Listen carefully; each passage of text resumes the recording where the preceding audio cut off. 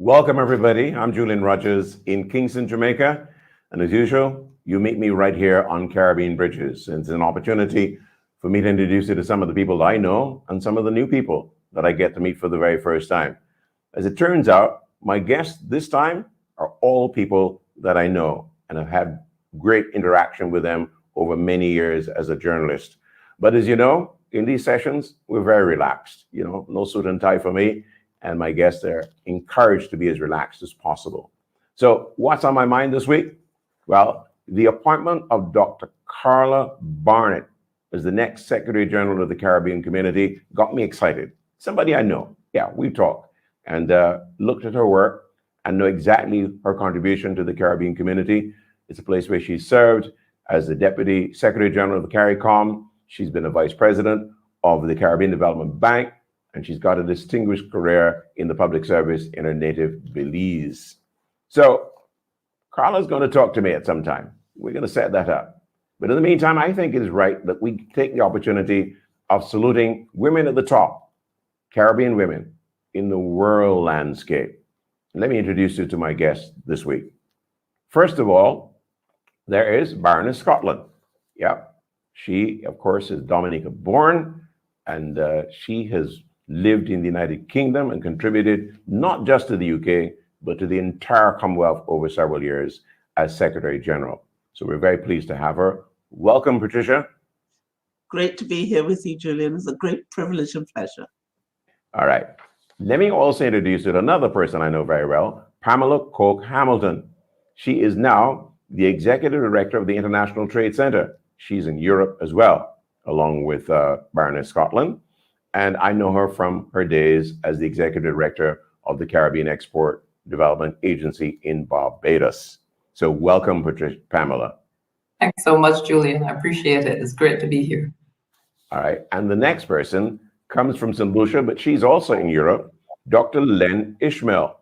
I know her from her work as the Director General of the Organization of Eastern Caribbean States. Now she's in Belgium, and she served there as the OECS ambassador to Belgium and the European Union.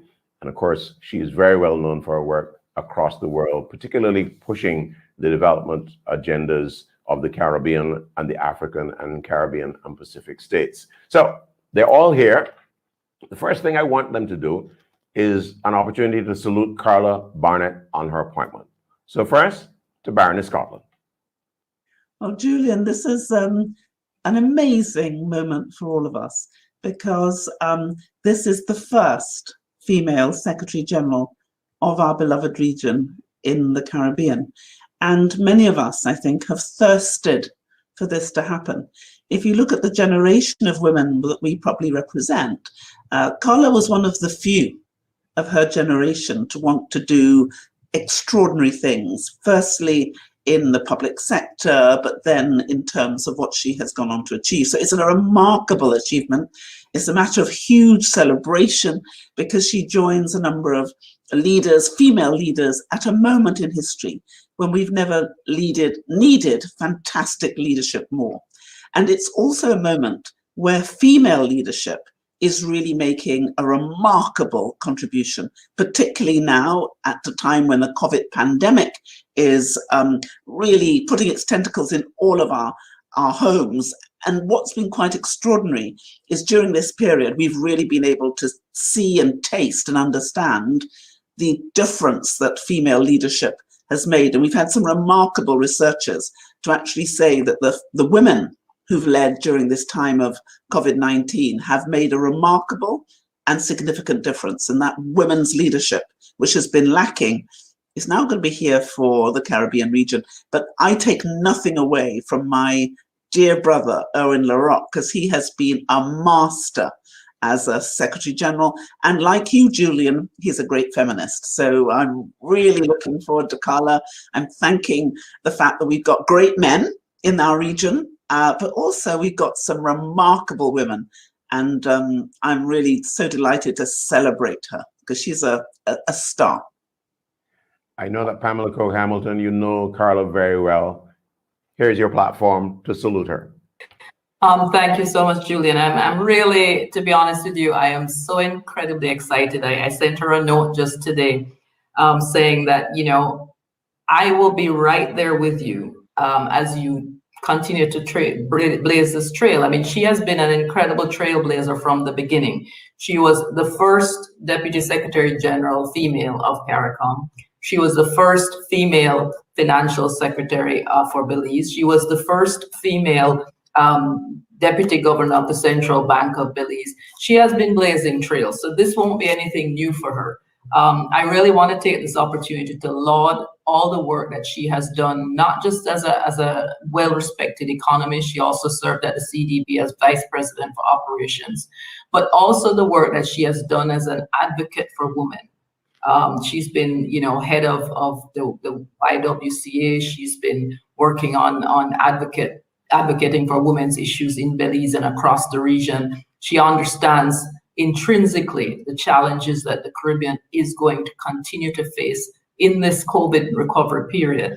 And I really want to take this opportunity to say to her that we're going to be standing with you. We will support you. We will work with you. And we are awed by what you've been able to achieve. Well, thank you. Thank you, Pamela. All right, just as excited has got to be Dr. Len Ishmael. Now, you are very familiar with being the leader of a grouping of the OECS. Talk to us about Carla Barnett's role that you expect. Well, what can I add to the glowing tributes that previous speakers have already announced to the world, you know? But seriously, I'm delighted by Carla's appointment for more reasons than one.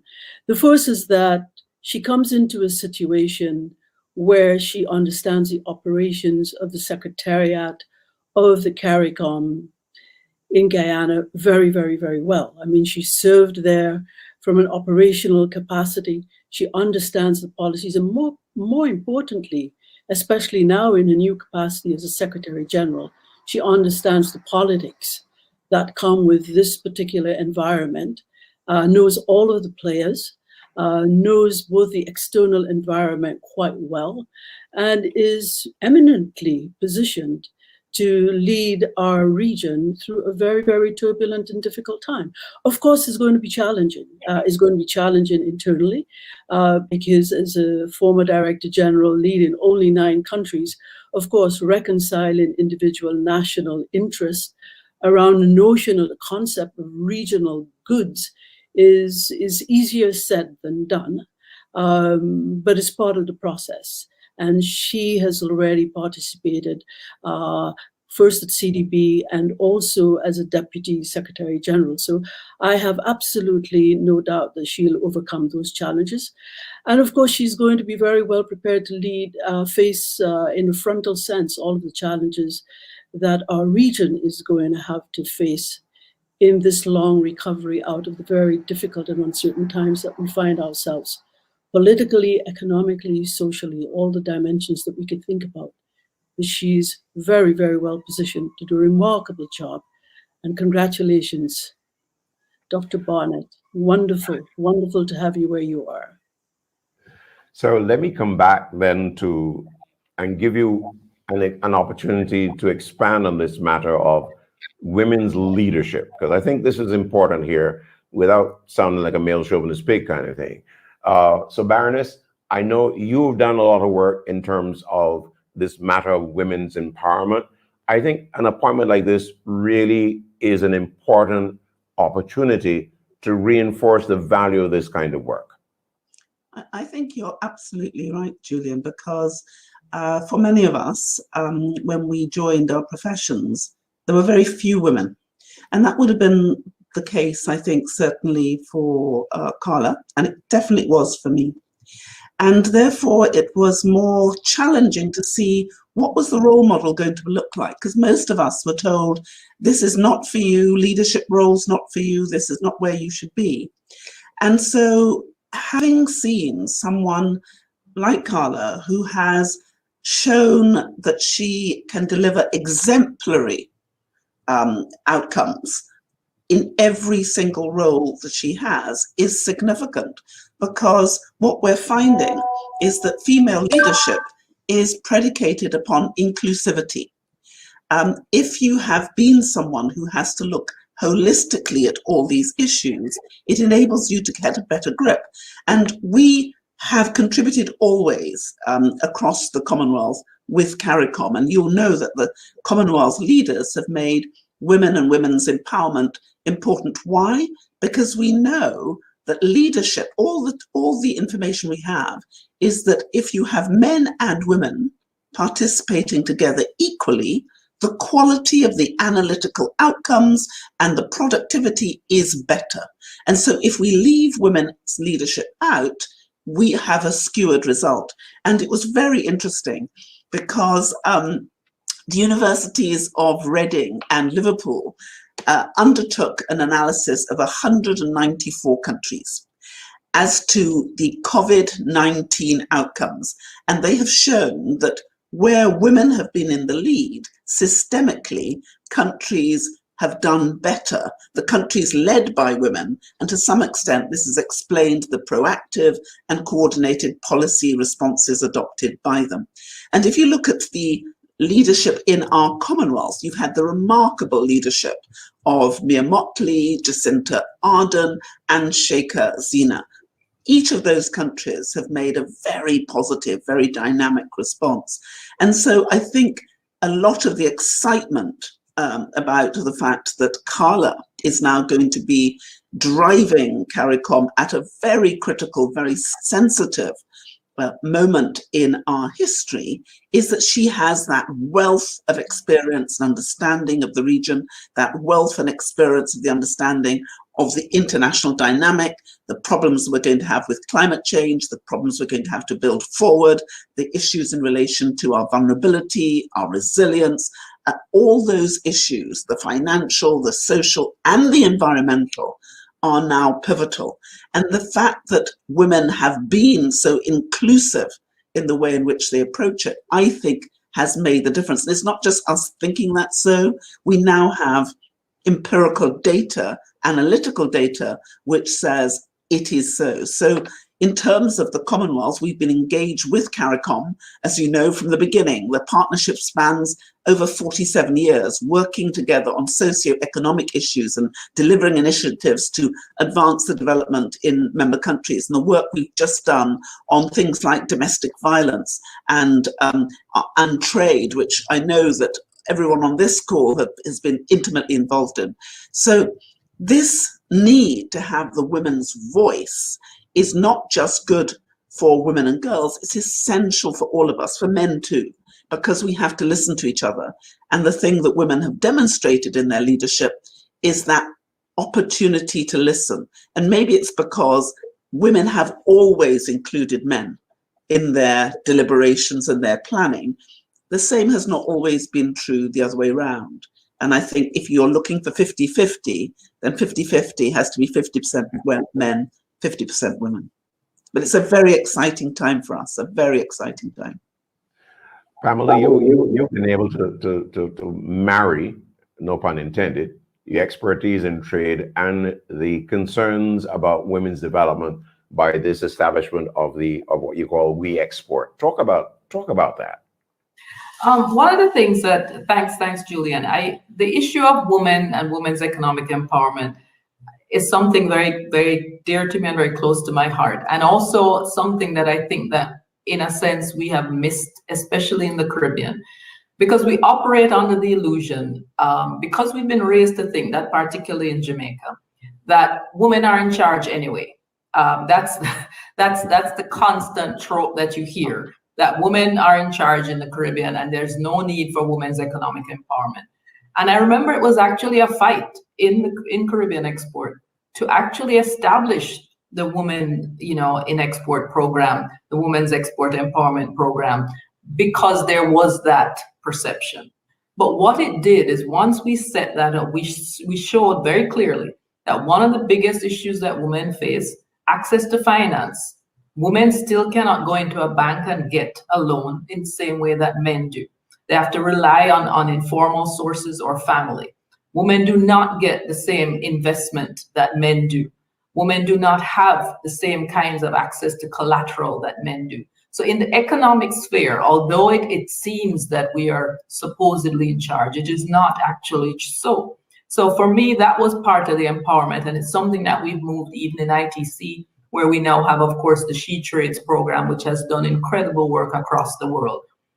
One of the biggest challenges that we're going to face, and it's something that I really want to work with Dr. Barnett on, which she assumes, is that the level of femicide as a result of COVID has been catastrophic.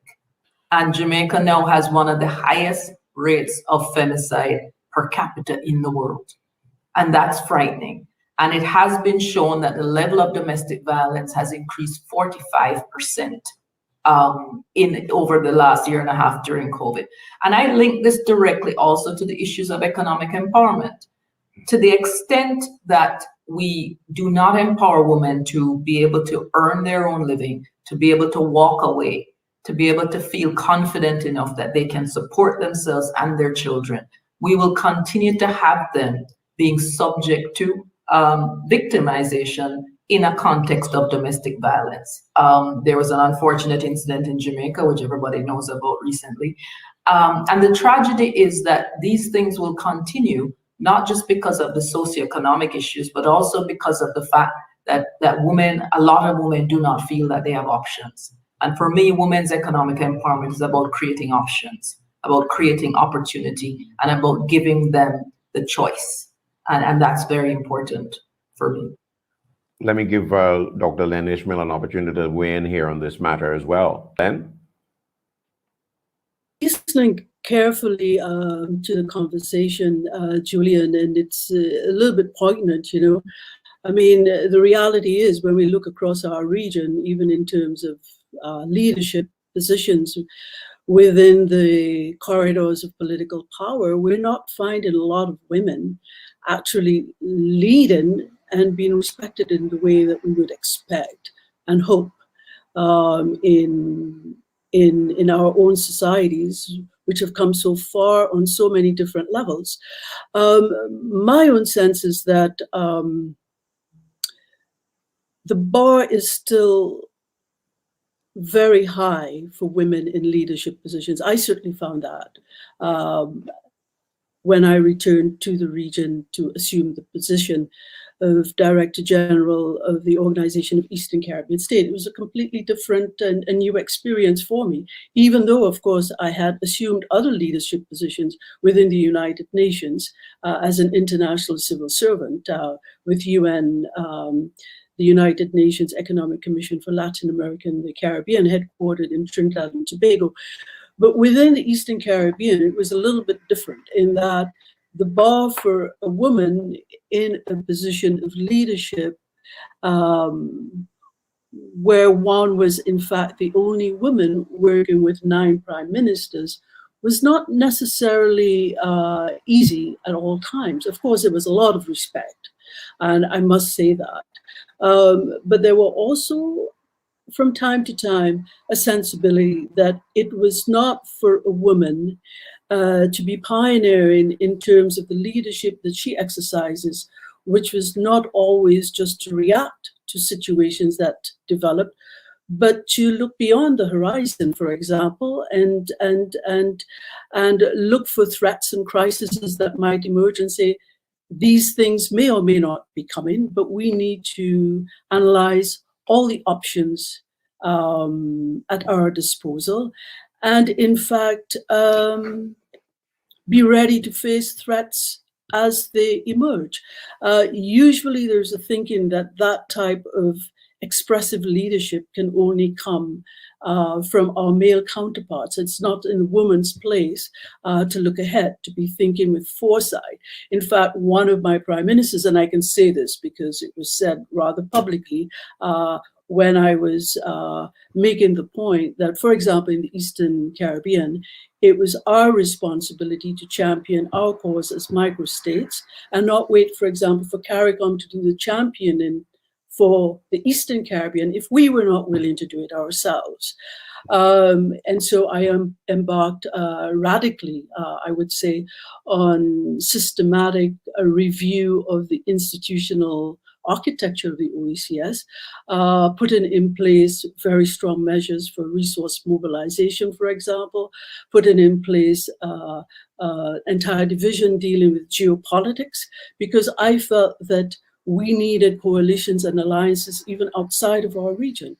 So one of the first things we did, quite remarkably and successfully, was to start Development Partners Forum annually, where we moved from about $2 million annually in development support for OECS regional-wide enterprises to something like 190 million 10 years later annually.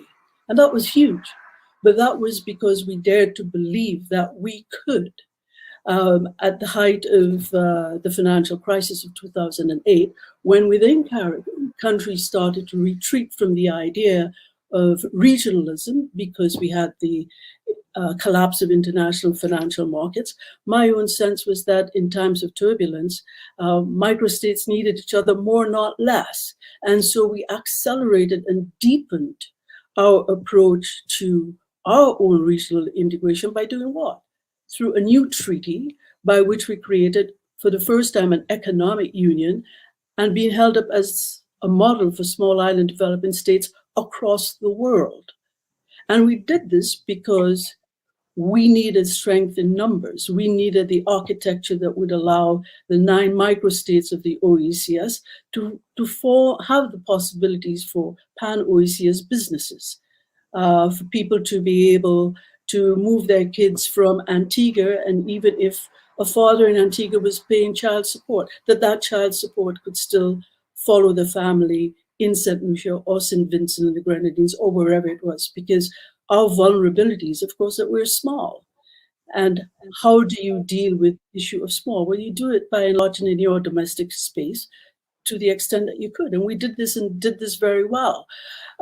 So I think that one of the issues that we face in our region, if I'm going to be quite honest about it, is the need to give every person the space within which to express leadership capability and leadership potential.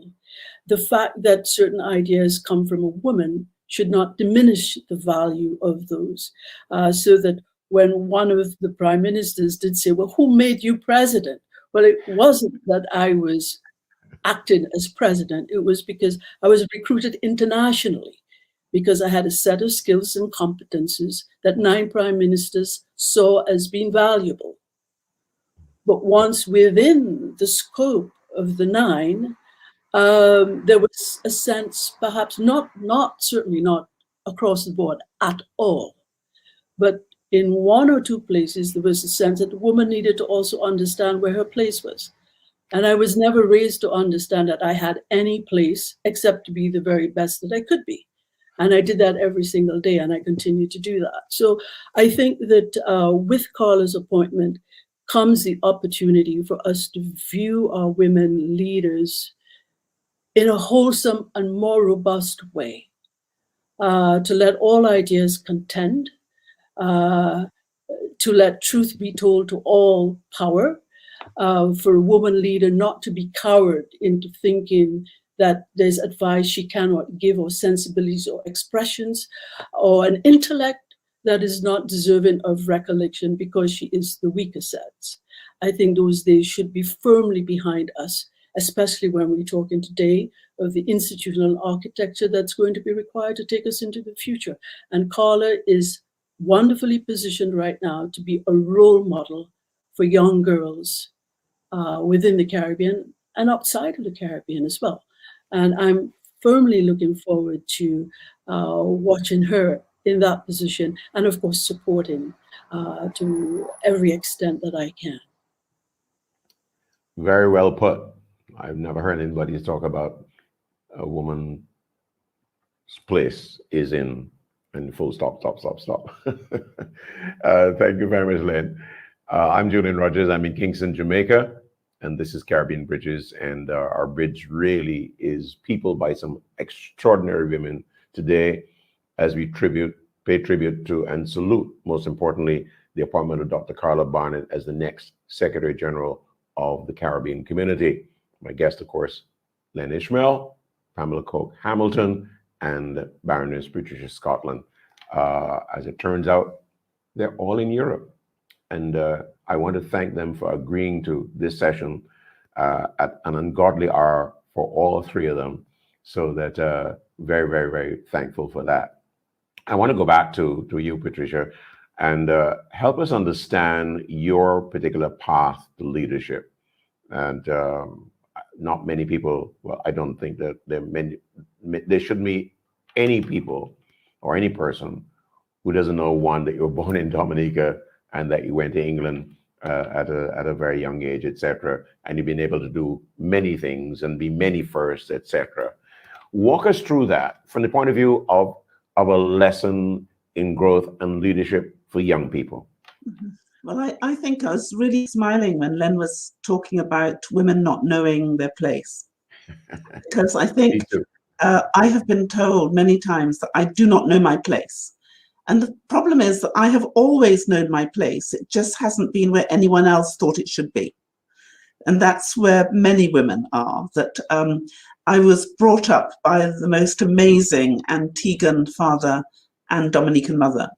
And they both believed that everyone had a talent and that God gave you that talent. It was your duty to find it, hone it, and then use it for the benefit of others. And I was one of 12 children. I was my parents' 10th of 12 only children, because they thought there was only one of each of us.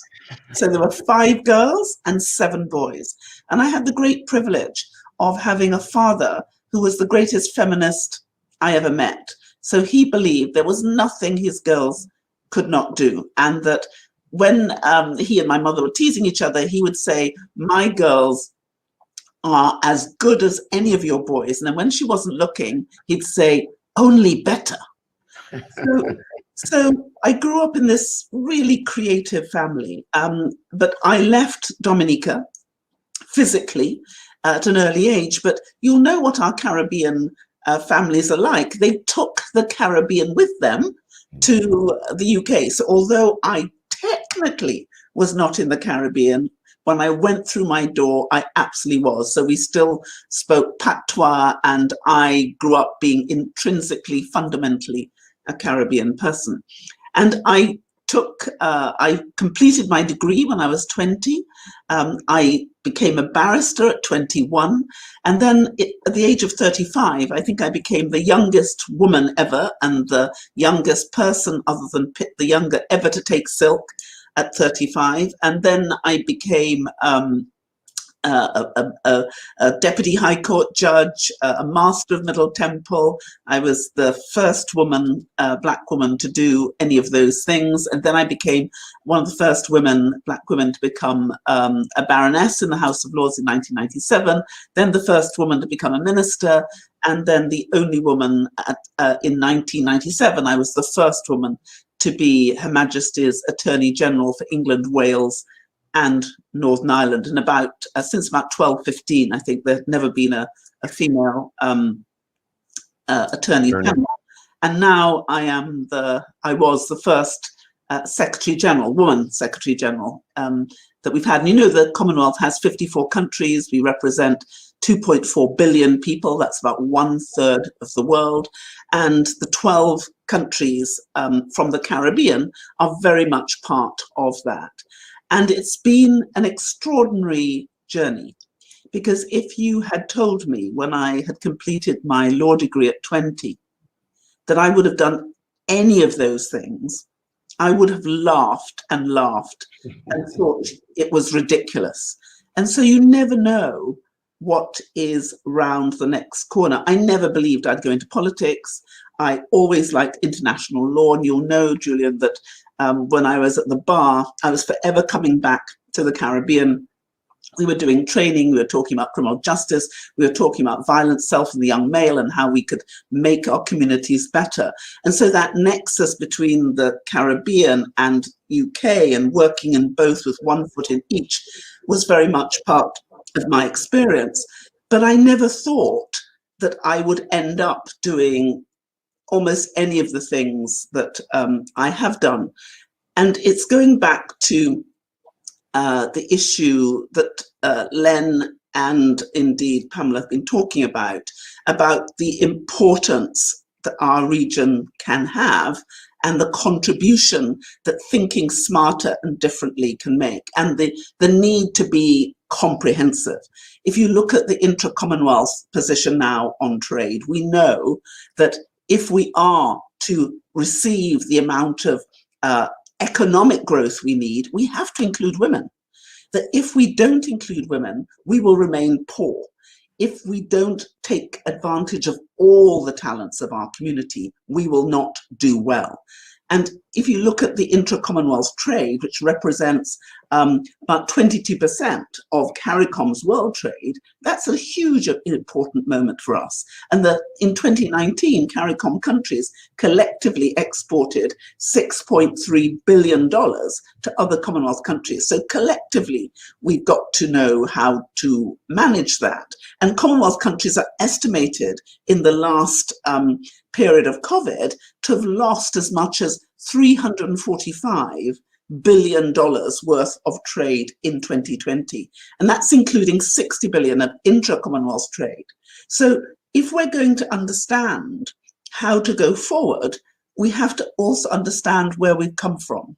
And one of the things that I realize I've been blessed with is because of all those different hats, the judicial hat, the legal hat, the parliamentarian's hat, the minister's hat, the working with third sector, working in business, because after a while I became a non-executive director, for instance, for UBS, the bank. So all of those experiences has enabled me to face some of the challenges that we now have to face as a global community, but as a Commonwealth community. And one of the opportunities we have as a Commonwealth, as you know, is because we come from those 5 regions, because we have rich ones, poor ones, island states, landlocked states, all of those things, it enables us to be like a petri dish in terms of how do we craft the solutions that we need for what is now a very turbulent world.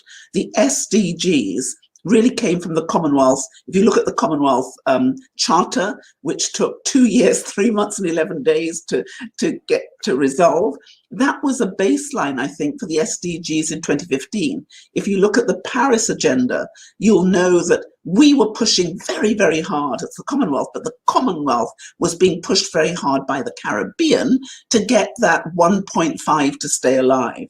And that was a drumbeat that started in our region that just echoed out until we got to Malta in September, in November of 2015, where we ended up having, the deal was enforceability, 2 degrees and a 1.5 aspirational target. And we've got to do that again right now.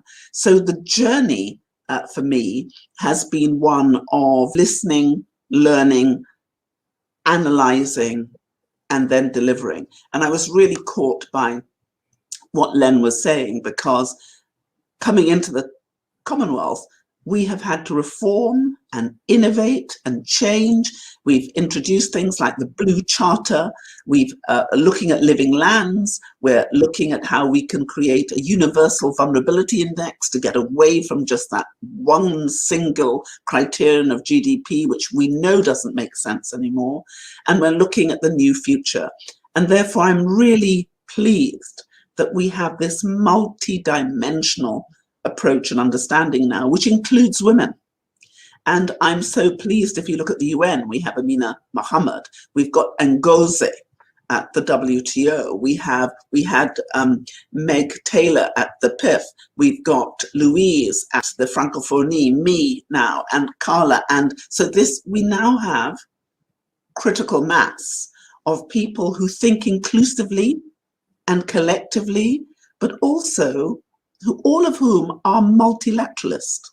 Because if you look at all those names, thank God, we know each other, we trust each other, we want to work together, but we want to work together for the common good, not for our own good, for the common good. And that's what I think is so exciting, that you have these individuals coming forward now who have a long history of commitment to collaboration, to partnership, to multilateralism, and who are willing to put at the very core of their being and everything they do what is in the collective best interests of humanity. And in doing that, I think we have a chance of delivering on those SDGs and really delivering in a way that will deal with not only the pandemic, but the crisis that we're facing on climate. And the Commonwealth Says No More campaign on domestic violence was created because across our whole Commonwealth, some of our countries, domestic violence has gone up by 500%. So people today are dying because of what's happened during this COVID-19 pandemic. And our Commonwealth Says No More campaign is one that is embracing all our regions. And I hope that Carla and I will continue to work on that. I know ITC and we are working on that. We've got a whole MOU with each of these organizations. And in each of those, women's empowerment, women's employability, women's safety, ending domestic violence is part of all of it. And I think there is a real need for all of us who have been champions of women's leadership and champions for women's equality and empowerment. I think this is a time when we all must raise our voice. And if I may say so, particularly women from our region, and particularly Black women who have for so long not been given the credit for the ingenuity, the creativity, and the passion that they have. And I think it's those of us in leadership now who cannot be silent. We have to call out racism, and we have to call out sexism, and we have to say no more. Let me then bring Pamela Coke-Hamilton here into this, because I want to ask you one simple question. How does a gal from Mandeville, Jamaica, reach where you are? Where do I start? I grew up in a nice small town. As I told you earlier, I'm a Boxside kid. So all of my friends' parents, for the most part, worked with the Boxside company, went to a small private school, and then went, of course, to Manchester High, etc. But the truth is, I go back to what both Len and Baroness Scotland have said. A lot has to do with how you're raised. I was raised by parents who never, ever, ever, at any point in time, made us feel that as girls, we didn't have a voice. There was never, ever the concept that as a girl, I should keep quiet around the dining table when we were having arguments or discussions about Pol Pot or about Nazism or about communism versus capitalism. All the issues that were being discussed in the day were equal fodder for both my brothers and my sisters and all of us, and we had an equal voice. And then I went to the University of the West Indies after I did my A-levels, and that was another kind of fashioning moment for me. University of the West Indies was one of the most pivotal eras of my life, because for the first time I was mixing with other people from the Caribbean. I was living with them on hall. I was engaging with them. I was understanding the other cultures, and it was just the most vibrant period of my life in terms of learning and expansion and growth and understanding other cultures. And then I joined the Jamaica Foreign Service, which I will say this categorically for anybody, and I've told a lot of young people this. If you really want to learn very quickly and grow very quickly, I joined the Foreign Service at 20 years old, like Baroness Scotland. I finished university at 20. And it was one of the best training grounds that you will ever get if you want to understand the power of foreign affairs, the engagement at a multilateral level, the exposure that you get as a young person. I remember going to the UN at 21, to my first General Assembly, and I remember walking up. I'll tell you an anecdote. I walked up to this fellow. I saw this Pope kind of person sitting behind the Holy See, and I mean, I thought I was a pretty, erudite, well-educated person. I didn't know what Holy See was. I'd never heard of this country. So I being a young, sprite Jamaican who, we don't know limits, as I told somebody, I walked over to him and I said, excuse me, but where's your country? And he says to me, we're the Vatican. And I said, oh, the Vatican he says, yes, we have a seat here. And we watch what you all do. I said, okay, great, good to know. But that kind of exposure that you get at a young age gives you also a confidence and a level of understanding of multilateralism that you don't get in most other places. And then I was sent to Geneva during the Uruguay round, and that was an experience that, in a sense, has completely prepared me for where we are today, in terms of, negotiating in a new round in a post-COVID environment. I was having a discussion with Dr. Ngozi just 2 weeks ago, talking about how we were going to work more on women's empowerment issues in the context of the WTO, how we're going to follow up on the Buenos Aires Ministerial Declaration. What are the issues that we need to push for, even in terms of this vaccine and the IP waiver? So that was also a moment for me. And then I went to Washington, D.C., ended up doing law at Georgetown University Law Center. And then it just kind of emerged from there. I went to the Organization of American States, went to the Inter-American Development Bank, went to Caribbean Export because I wanted to raise my son in the Caribbean. That's the truth.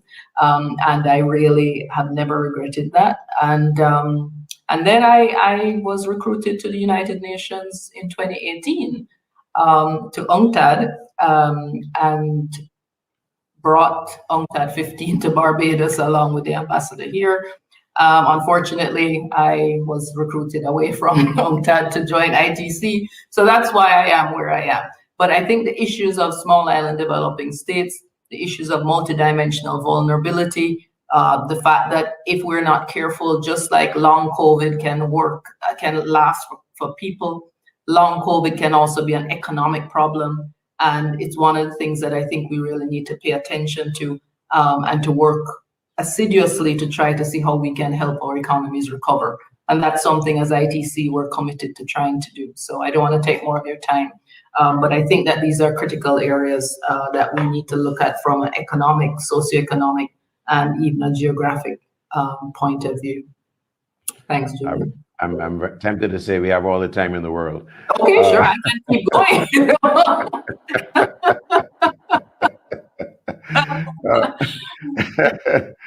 I want to bring Len back in because I thought I may ask all of you. I know you've made references to the impact of COVID on all our lives, etc. But one thing that struck me as I follow the developments here in the rest of the Caribbean, in fact, the rest of the world, is that there clearly is a need for a rethinking, a revamping, a restructuring of all our lives in many, many ways. And Len, as an urban planner, I thought you might be the first to weigh in on this, because clearly we need to make some critical changes in education, in health, in many other sectors of development, and particularly how we make that transformation using technology, which is now at the very heart of everything that we're doing and is likely to be with us forever and ever, ever. Amen. Well, Julian, you actually taken me back a very, very long time into my life. I mean, I was an urban planner in my 20s for New York City. I've had many lives before and many lives since. The life of a diplomat, and in 2017, I went back to university, having finished a PhD in the 80s. I went back to university, to the Fletcher School, Tufts University, and did a degree in international law and diplomacy, only because having practiced diplomacy and international relations. I wanted to understand a little bit more of the theory of it. So there you go. But I'll be a little bit reflective and introspective, if I may, in answering the question that you've just raised. In terms but of Len, I want to stop you because I did something wrong. I didn't give you a chance to talk about your own development from St. Lucia. So save my question. Okay. Yeah. Okay. Okay. Save my all right. question. Yeah. Save the question. All right. Well, I was born, of course, in St. Lucia. The interesting thing is, I mean, I'm passionate as a St. Lucian, but I'm even more passionate as a regionalist because I've never really served or represented only my country, whether with the UN or as Director General of the OECS. I represented region as opposed to just a single country. But I was born in St. Lucia, left at a very young age. I think maybe I was about 3 or 4. My dad was in the British Army. We moved to London and then straight over to Germany, which is where I first started going to school. Years later, came back to the Caribbean, but already quite different in the sense that I knew that there was a big world out there. I also knew that I was Black. It was an interesting thing. I went to British Army school in Germany, but I was the only kid of color. I thought I looked like everybody. You're a kid. You don't have a sense that everybody looks different. But the interesting thing is that it was the British kids who pointed out to me that I was Black, and I thought Black meant that you didn't bathe. I mean, I remember the first time running home. No, really, this went on for about a couple of years. I tried to process things before I talk about them. I went home and I asked my mother, am I Black? And to my horror, she said, yeah, you are. And I asked, well, are you and Dad Black? And she said, yeah, we're all Black. And I just couldn't believe it because I knew we bathed and I thought that's what that meant. But she said, and I disbelieved her actually. So she said, tomorrow morning when you go into school, as you wash your hands for break time before having your snack, take a look at your hands at the wash basin. You will notice your hands are a different color. I didn't believe her. But the next day I saw that and I was horrified. But what I hadn't said at home was that I was being beaten at school for being Black. So in the playground, kids would throw things or stick out their foot as I was running by. And I had my first experience with racism, but I also learned from my mother and my father that, in fact, if I was the only one going to be out there, I needed to defend myself. So the very next time someone raised a hand, I punched first and then ran all the way home screaming, asking that the door be open because I was sure the army was coming after me to put me in jail or something. The thing is, I came to the islands already very radicalized, so that when I went to the first school there, St. Joseph's Convent, which was all nuns from Ireland, I picked them up from the very first form as being racist, and I said so in class. So I was one of the girls who was on detention every single day because I had a mouth and I used it, but I would be first, second, and third in class every month as well. So that was my orientation in St. Lucia. Very, very conscious already at a young age of the need to be treated with respect and dignity and not to be judged by my color. So that stayed with me for a very, very long time. By 17, I was off to university. Unfortunately, the grounding of my life was that I went to Mona. And I'll be very clear. I mean, I was very naive. I hadn't had boyfriends or anything like this. The guy I married, ended up marrying, I met him, he was finishing medicine. And I asked him what the pill was because I thought it was a vitamin. And I didn't see him for 3 months because he couldn't believe it. I was at university as a 17-year-old. No one had ever told me anything about birds and bees, except a Catholic priest who told me if I kissed a boy, I would get pregnant.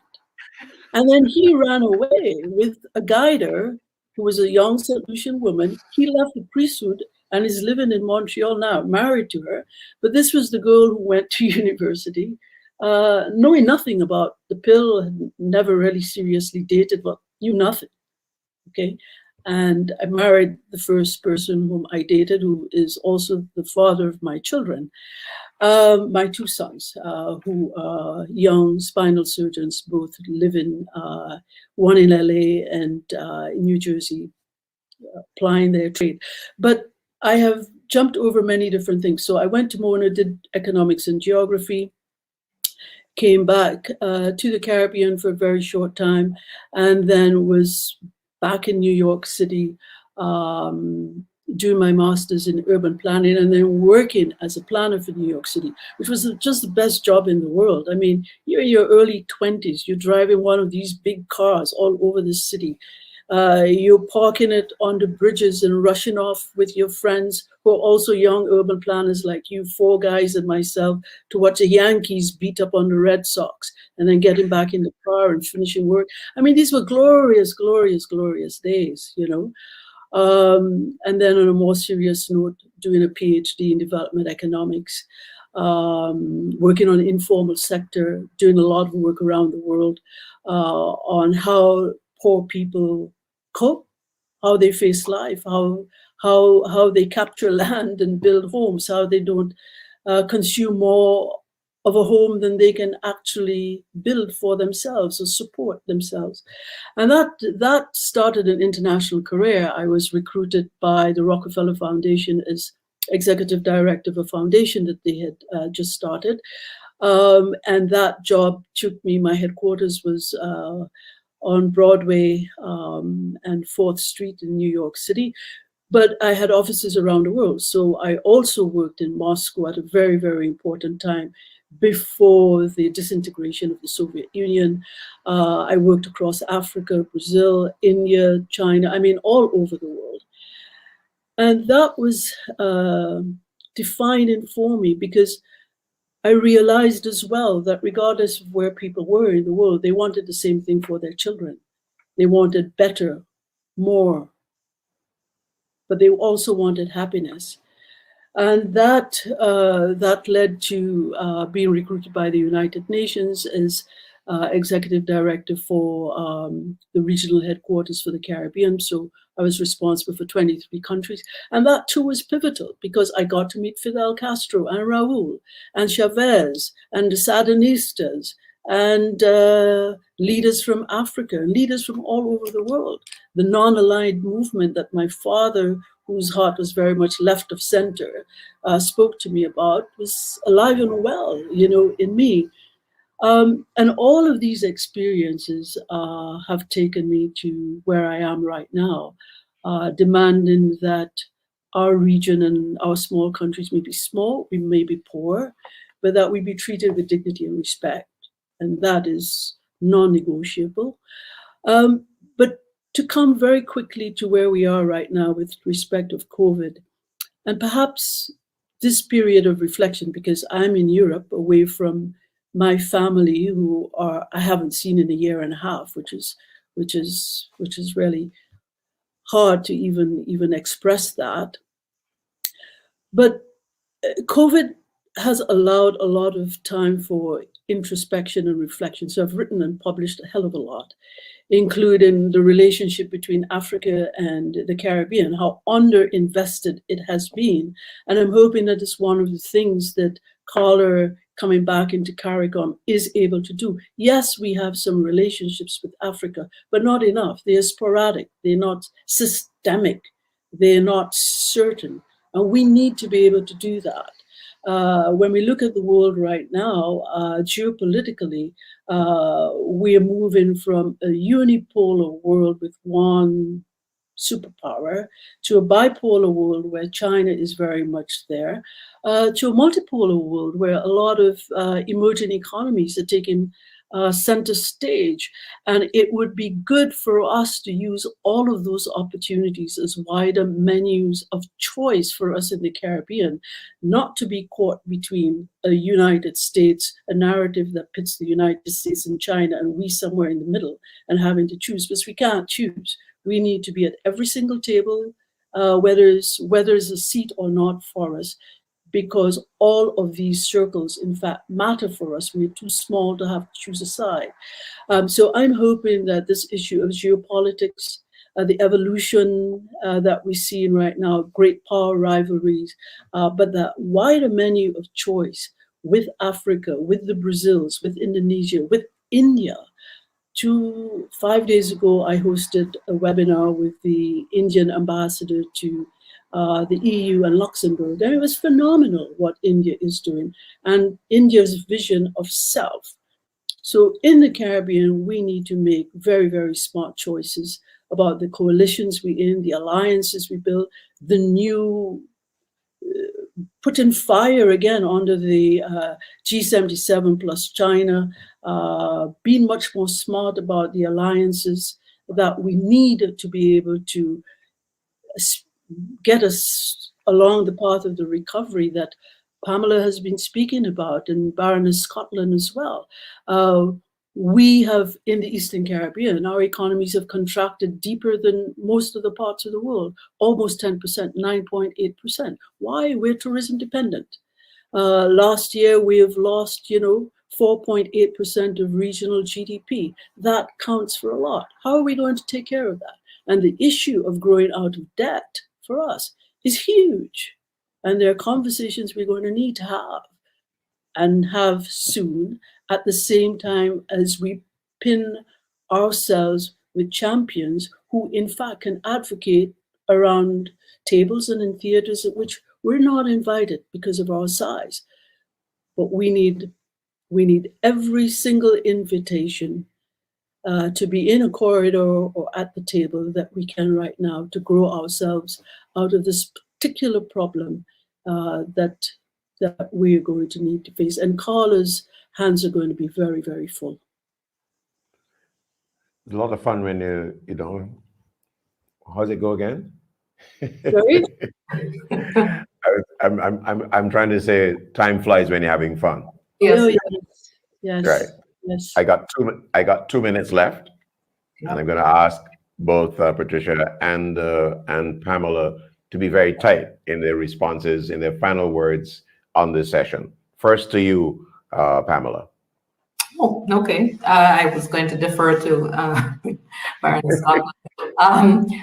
Tight. I think if I were to think of one thing that I'm really vested in over the next year or so for the Caribbean and generally for developing countries, it is this: that what I was on a panel in Davos in January, and the head of Verizon was talking about the fact that because of COVID, we have leapfrogged 10 years in terms of digitalization and the use of the digital economy. It was unexpected, unanticipated, but it has happened.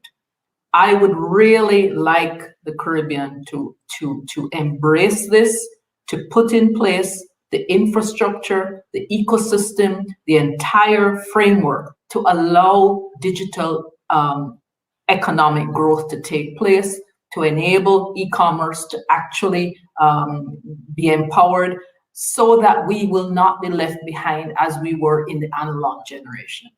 I think this can be the digital divide can be the biggest problem of development for the future. Thanks. I like the sound of that very much. Let's give the last word then to Baroness Scotland. Well, firstly, I'd say that the Caribbean region is one of the richest, brightest and most dynamic and innovative regions in the world. If you look at what we have produced, it is remarkable. But we are also dependent on partnership. And through partnership, we will be able to make the difference that we need to make in the world. And so this multilateral focus, which enables us to take advantage of the opportunities that the COVID has given us, including the digitalization, but we need all of it. So I'd say multidimensional, multifaceted partnership working is what's going to deliver us the change we need. And I think we now have particularly the women leaders who can help us to deliver that. So it's going to take all of us. And I'm saying to Carla, count me in. I'm going to be, I hope, one of your greatest partners of choice. And the Commonwealth is going to be there, all 54 of us, 1/3 of the world. And I want to thank you ladies for partnering with me in this very special salute to Dr. Carla Barnett. I'll see you again on the next edition of Caribbean Bridges. Julian Rogers in Kingston, Jamaica.